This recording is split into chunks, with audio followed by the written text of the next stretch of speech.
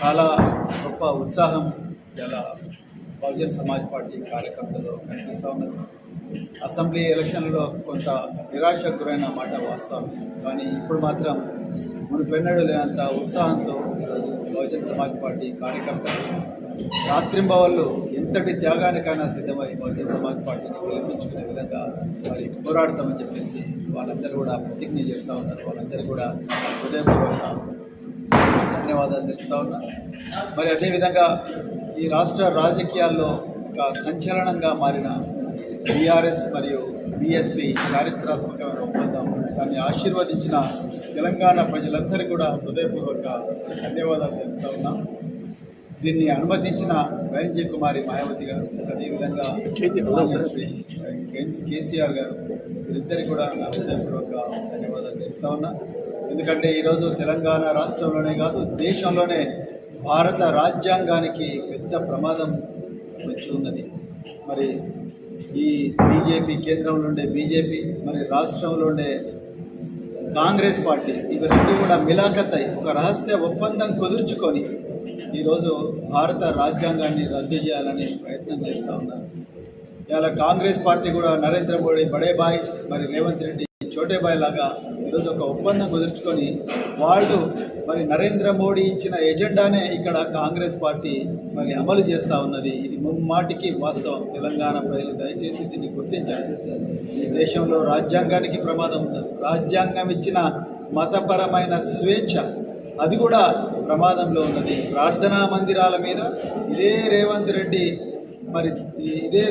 ఇదే కాంగ్రెస్ ప్రభుత్వం ఈ రాజధాని అవుతుందో ఆ రాజధానికి కూతవేటు దూరంలో ఉండే జనవాడలో దాడి జరిగింది. విద్యార్థుల జీవితాలు నాశనం అవుతుంది. ఇప్పటివరకు 5 మంది విద్యార్థులు ఆత్మహత్య చేసుకొని చనిపోయింది 30 రోజుల్లో. అంటే చదువు మీద ఏమాత్రం మరి శ్రద్ధ లేదు ప్రభుత్వానికి. అదేవిధంగా మరి ఈ దేశం లౌకికత్వం మీద దాడి జరుగుతుంది. ఈ దేశ రైతుల మీద దాడి జరుగుతూ ఉన్నది. దీని మీద ఎవ్వరు కూడా మాట్లాడడం, వీళ్ళందరి మీద దాడి జరుగుతుంది. బీసీ జనాభా గణన అన్నారు. బీసీ జనాభా గణన కేవలం కాగితాలకే పరిమితమైంది తెలంగాణ రాష్ట్రంలో. మరి దేశంలో అయితే నరేంద్ర మోడీ గారు ఓపెన్గా చెప్తా ఉన్నారు వారు ఈ దేశంలో జనాభా గణన చెయ్యము అని చెప్తా ఉన్నారు. మరి నేను ఇలా పెద్దలు నరేంద్ర మోడీ గారిని అడుగుతున్నాను, అయ్యా రామరాజ్యం అంటే మరి బీసీలను అణిచి బీసీల జనాభా ఎందుకు మరి లెక్క పెట్టడం? ఎందుకు మీరు ఓబీసీ సర్టిఫికెట్తోనే ప్రధానమంత్రి అయ్యారు, కానీ మరి మీరు ఇలా ఓబీసీలకు వ్యతిరేకంగా ఎందుకు వివరిస్తున్నారు? ఏ కేంద్ర ప్రభుత్వ రంగంలో ప్రభుత్వ రంగ సంస్థల్లో చూసినా, కేంద్ర ప్రభుత్వ విశ్వవిద్యాలయాలు చూసినా బీసీల సంఖ్య 10 కూడా దాటడం లేదు. మరి ఇలాంటి ఘోరమైన పరిస్థితి ఇలా నెలకొని ఉన్నది దేశంలో. మరి ఏ ముఖం పెట్టుకొని ఇలా బీజేపీ ఇలా ఓట్లు అడగడానికి తెలంగాణకు వస్తూ ఉన్నది. మరి అదే బీజేపీతోని ఓపెన్గా దోస్తీ చేస్తున్న కాంగ్రెస్ పార్టీ మరి ఏ మొహం పెట్టుకొని వీళ్ళు ఇలా తెలంగాణ ప్రయోజనాలను కాపాడుతారు. ఒకవైపు కృష్ణా నది జలాల మీద మనం హక్కులు కోల్పోతూ ఉన్నాం, మరోవైపు మరి కేంద్రంలో ఉన్న బీజేపీ మన రాష్ట్రాలను కాలరాయడానికి ఒక భారీ కుట్ర మరి చేస్తూ ఉన్నది. ఇవన్నింటికి అడ్డుకోవడం కోసం, తెలంగాణ ప్రయోజనాల కోసం, తెలంగాణలో ఉండే బహుజనుల రక్షణ కోసం, వాళ్ళ భద్రత కోసం, వాళ్ళ బిడ్డల భవిష్యత్తు కోసం ఈరోజు బహుజన్ సమాజ్ పార్టీ భారత రాష్ట్ర సమితి మరి అలా పొత్తు ఉండాలని అంటే ఒక కూటమిగా ఏర్పడాలని నిర్ణయించుకున్నాయి. అదేవిధంగా మరి చాలా నవ్వొస్తూ ఉన్నది, హాస్యాస్పదం అనిపిస్తున్నది. ఏంటంటే ఇలా ఒకప్పుడు కాంగ్రెస్ పార్టీ బీఆర్ఎస్తో పొత్తు పెట్టుకున్నది, టీడీపీ కాంగ్రెస్తో పొత్తు పెట్టుకున్నది. ఏ కాంగ్రెస్ వల్ల అయితే తెలుగువాడి ఆత్మగౌరవం దెబ్బతిన్నదని 1983లో మరి చంద్రబాబు మన ఎన్టీ రామారావు గారు మరి తెలుగువాడి ఆత్మగౌరవం అని చెప్పేసి తెలుగుదేశం పార్టీని ఏర్పాటు చేశారో, ఆ తెలుగుదేశం పార్టీతోని కాంగ్రెస్ పార్టీ పొత్తులు పెట్టుకున్నాయి. బీఆర్ఎస్ పార్టీ కమ్యూనిస్టులతో పెట్టుకున్నది, కాంగ్రెస్ పార్టీ కూడా ఒకప్పుడు కమ్యూనిస్టులతో పెట్టుకున్నది. అట్లా రకరకాల పార్టీలు, రకరకాల బీజేపీ జనసేనతో పొత్తు పెట్టుకున్నది. సో రకరకాల పార్టీలు వాళ్ళ రాజకీయ వ్యూహంలో భాగంగా పొత్తులు పెట్టుకుంటారు.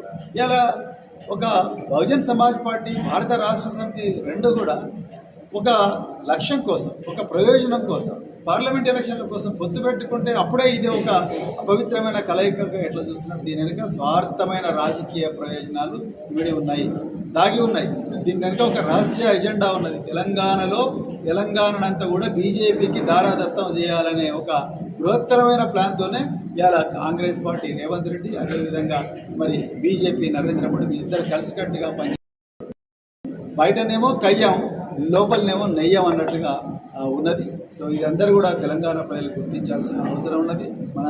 మన ప్రయోజనాల కోసం, మన రక్షణ కోసం, ఈ ప్రాంత అభివృద్ధి కోసం కేవలం మరి ఈ కూటమి మాత్రమే ఈ తెలంగాణ ప్రయోజనం కాపాడగలదు, ఇంకెవరు కూడా కాపాడలేరు అని చెప్పేసి కూడా ఈ సందర్భంగా నేను చెప్తున్నా. అందుకొరకే ఈ ప్రజలందరూ కూడా దీన్ని ఆశీర్వదించాలని చెప్పేసి నేను మరొకసారి కోరుకుంటూ, మరి అదేవిధంగా మరి తెలంగాణలో వాళ్ళ నిజంగా ముఖ్యమంత్రి గారు పరిపాలన మీద ఏమాత్రం దృష్టి సారించడం లేదు.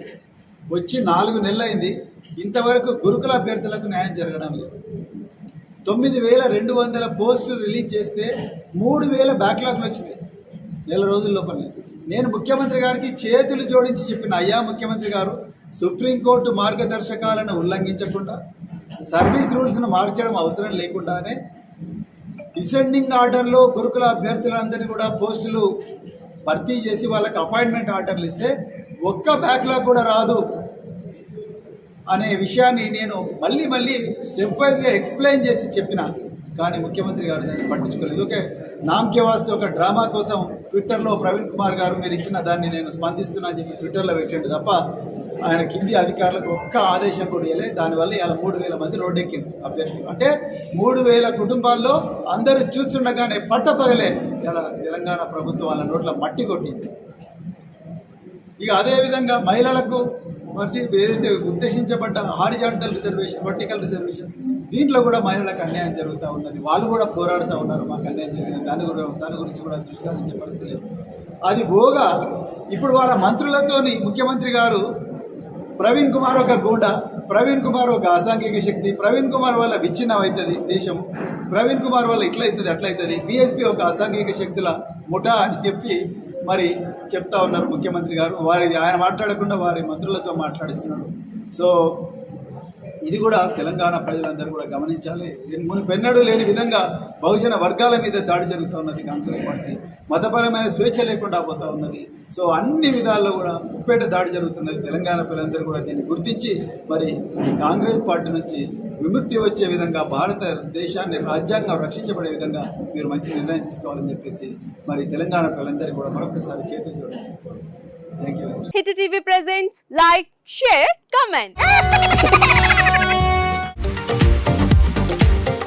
టీవీ వాళ్ళకు కూడా నేను ఒక సర్ప్రైజ్ ఇద్దాం అనుకుంటున్నాను. మీరు మాత్రమే జెస్సీ ఎందుకు అయ్యారు? ఇలాంటి అమ్మాయిలకి పిలవడానికి బాగుంటుంది.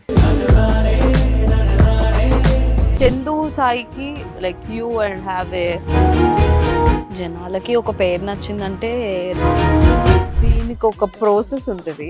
ఎందుకు బాక్స్ డైరెక్ట్కి వెళ్ళిపోదాం. ఏదైనా ఒకటి మర్చిపోయినావా నువ్వు? మర్చిపోయినా మేడం. ఏం మర్చిపోయావు? నా గుండె.